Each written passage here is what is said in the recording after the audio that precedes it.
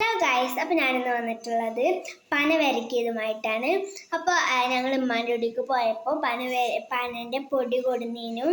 അപ്പോൾ ഇന്നത് വരകിയിട്ടുണ്ട്. അപ്പോൾ ഞാനത് കാട്ടിത്തരാം.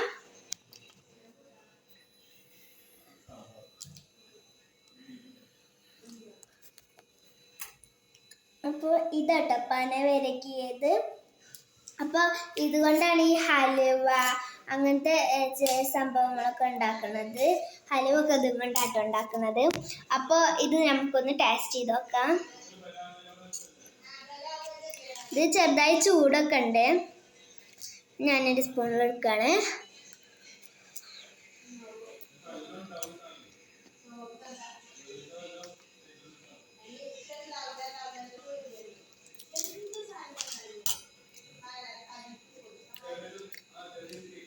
അടിപൊളിയായിട്ട് നല്ല ടേസ്റ്റുണ്ട് ഗൈസ്. അപ്പോൾ ഹലുവ ഒക്കെ അതുകൊണ്ടാണ് ഉണ്ടാക്കണമെന്നാണ് തോന്നുന്നത്. നല്ല ടേസ്റ്റുണ്ട്.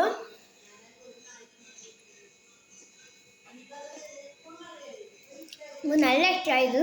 അപ്പോൾ ഇതിൻ്റെ പൊടി മണ്ണിടിക്കപ്പം കൊടുന്നതാണ്.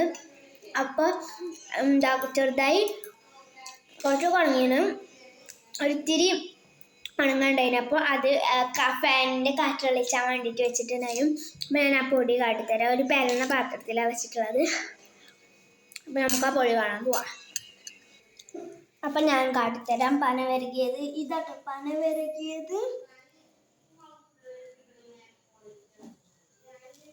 അപ്പം ഇതാണ് എൻ്റെ പൊടി, ഒരടയാളം പോലെ ഉള്ളത്.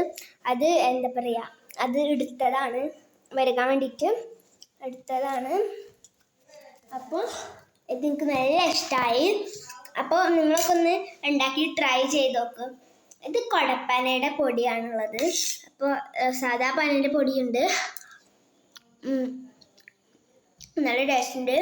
അപ്പോൾ കുടപ്പന പൊടി ഉണ്ടെങ്കിൽ പിന്നെ തേങ്ങയും ശർക്കരയും മാത്രം മതി ഉണ്ടാക്കണം. കുടപ്പനപ്പണിയും തേങ്ങയും ശർക്കരയും മാത്രം മതി. സിമ്പിളാണെങ്കിൽ പഞ്ചസാര ഒന്നും വേണമെന്നൊന്നുമില്ല. നിങ്ങൾ പേടിക്കൊന്നും വേണ്ട. പഞ്ചസാര അല്ല, പഞ്ചസാരക്ക് നല്ല വിലയാണെന്നൊക്കെ അറിയാം അല്ലേ. അതുകൊണ്ട് പഞ്ചസാര എന്നല്ല, ശർക്കരയാണ്. അപ്പോൾ ഇത്രയുള്ളൂ ഇന്നത്തെ എൻ്റെ വീഡിയോ. ഇഷ്ടപ്പെട്ടാൽ ലൈക്ക് ചെയ്യുക, ഷെയർ ചെയ്യുക, സബ്സ്ക്രൈബ് ചെയ്യുക. ബൈ.